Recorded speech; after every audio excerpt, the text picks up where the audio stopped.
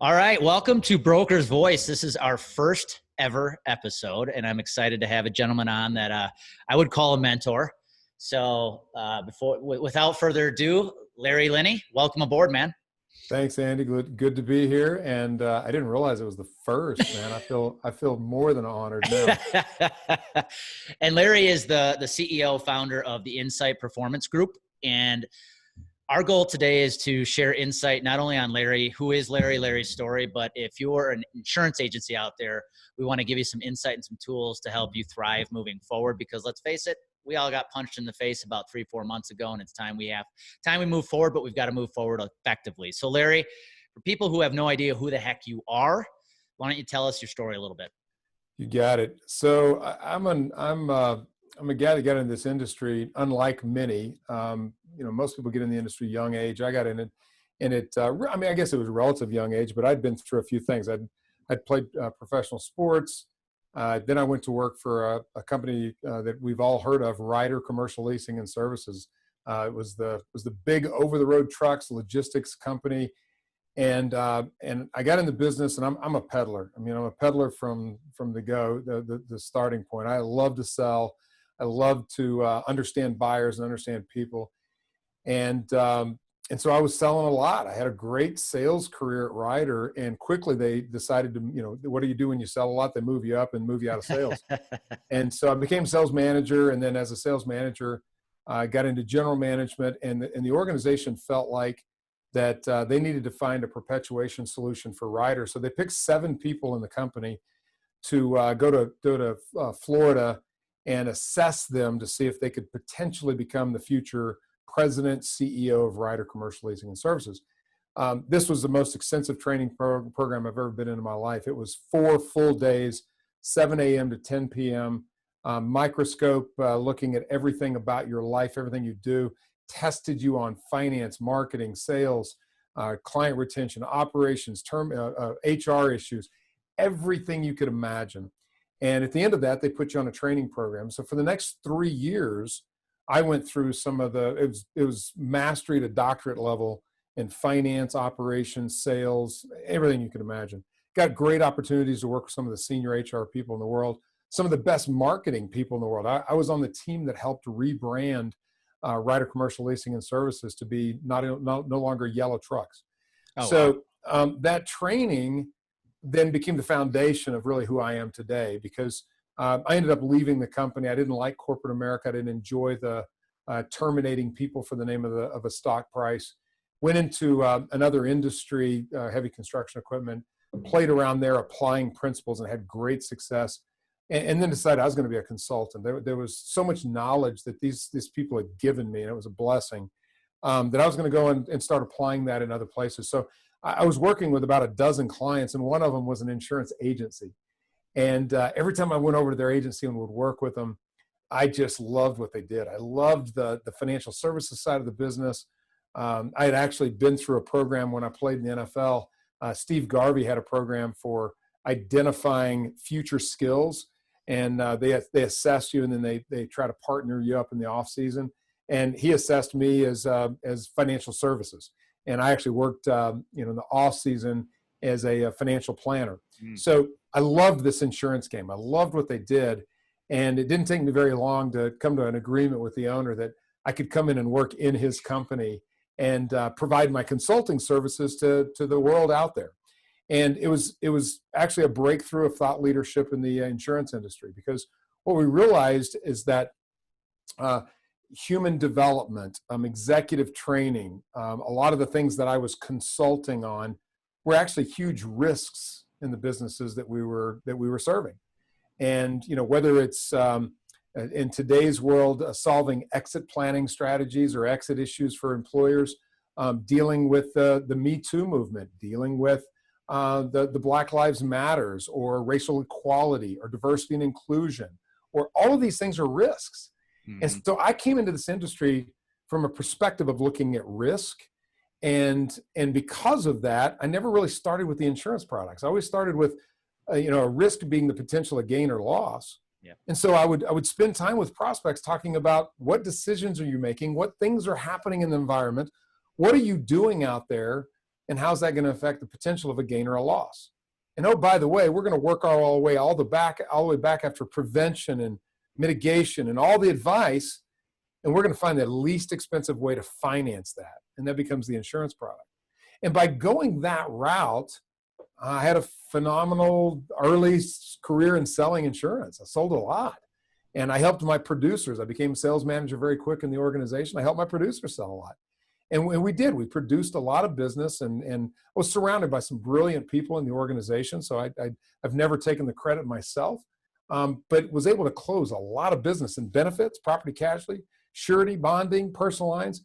Doesn't matter. I was able to close a lot of business or be a part of teams that closed a lot of business by taking this unique approach. Since then, I moved on and decided that I really loved the consulting business. I didn't really want to have a book of business. No offense to that, but it just was not my passion. And so I got into the business of teaching insurance agents all over North America. I also had more of a passion around the business side. So I wanted to get back into coaching CEOs and executives and operations. The things I learned at Ryder under that program, I wanted to bring that value to the business world inside the insurance industry. So Incite Performance Group was a company that actually bought out a prior consulting firm.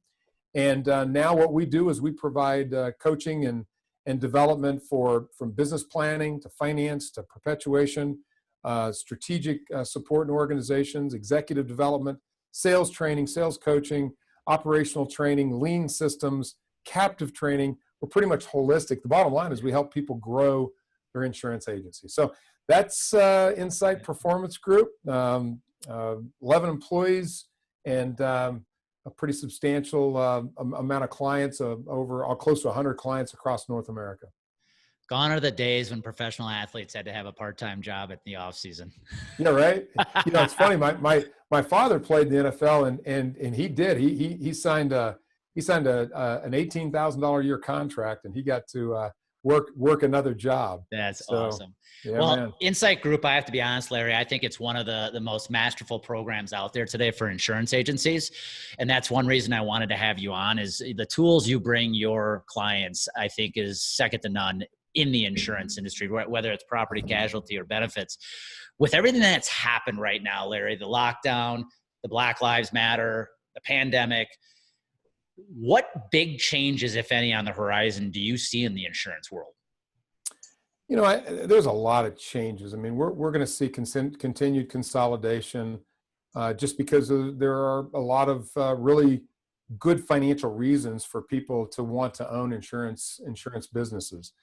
Mainly the cash flow is the primary objective that is valuable to any owner. So venture capital is going to continue to come in. We just saw another hit today with Bain and Keystone.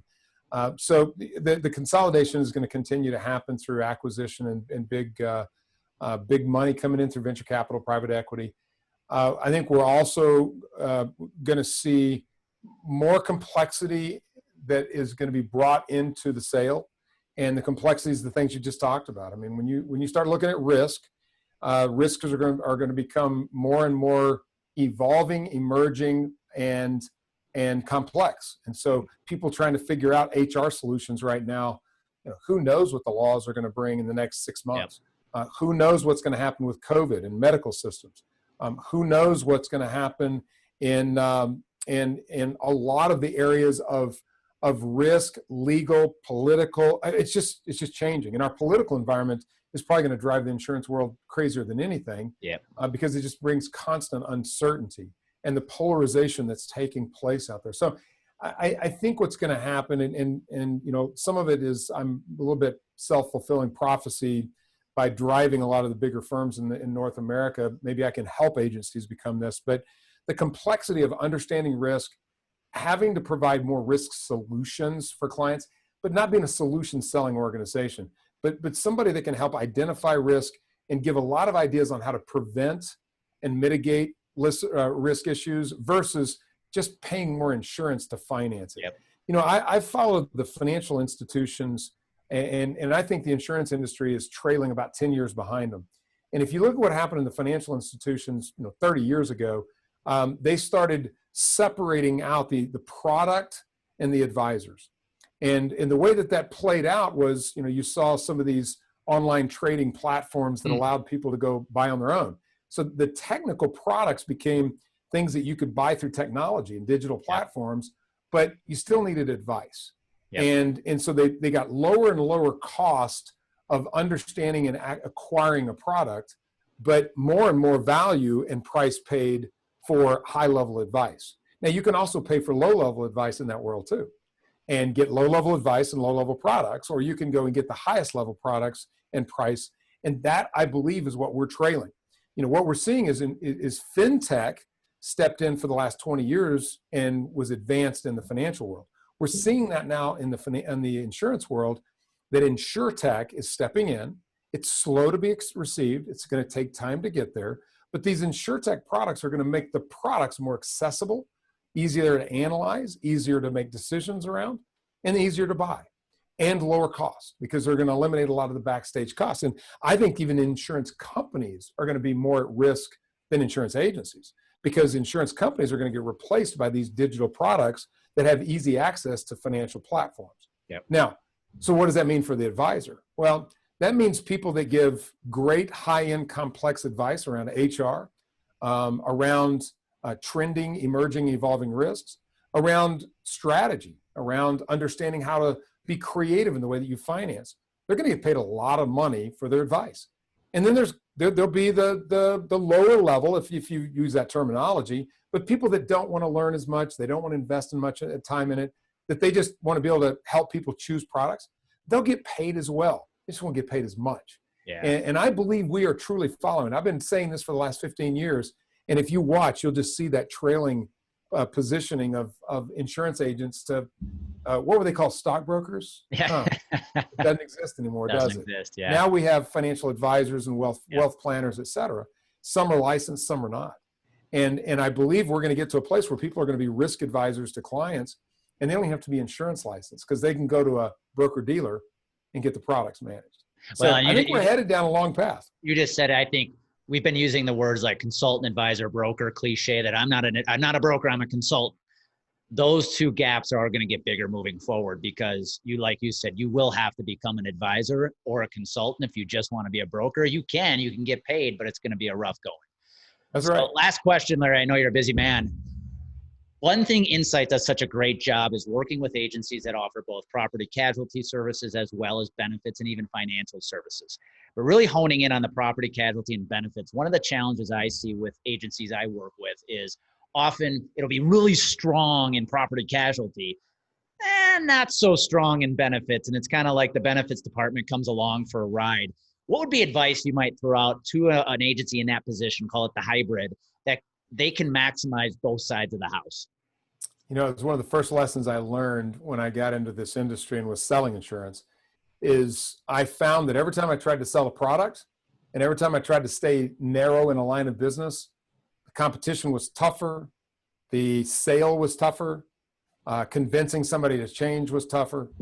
And when I came to a place of recognizing my job was to sell my agency, our processes, the way we worked, and our value, the sale became much quicker. It became easier. And so the way you get there, though, is the first thing you have to do is recognize a new look at defining risk. Mm-hmm. You know, I have so many people in the benefits world out there. When I talk about risk, they go, "Oh, he's talking P&C. I'm not interested." Wait, what are you talking about?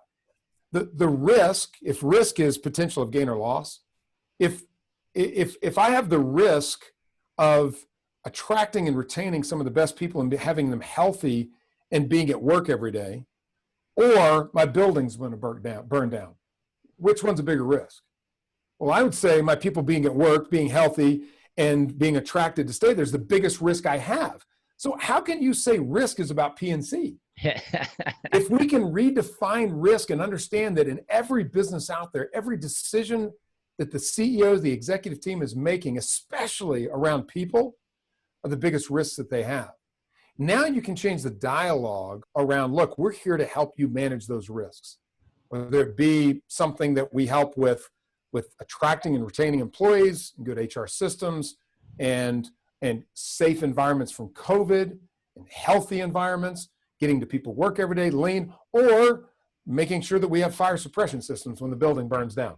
whatever it might be. If I become more of an advisor to the whole, I now am in a different conversation. I'm no longer competing against a benefits producer. I'm not competing against a Yep. property and casualty or a property producer. I'm bringing solutions to a client as an advisor. When you do that and you sell your firm and the way you work and the value you bring, people will hire you, and you can bring all the products you want because the products aren't what you were selling. You sold yourself and you sold the process. Humans buy from humans. And I think you said it right. If you focus on risk, it becomes easy to sell the entire service. So Larry, I want to thank you for your time. This was awesome.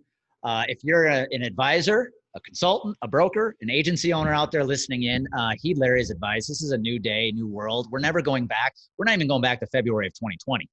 So you better start adapting, evolving, and preparing your agency for the future, because we want to help prevent you from being that next acquisition. So take Larry's advice, take action today, and go make it happen. And listen to this guy. He's pretty smart.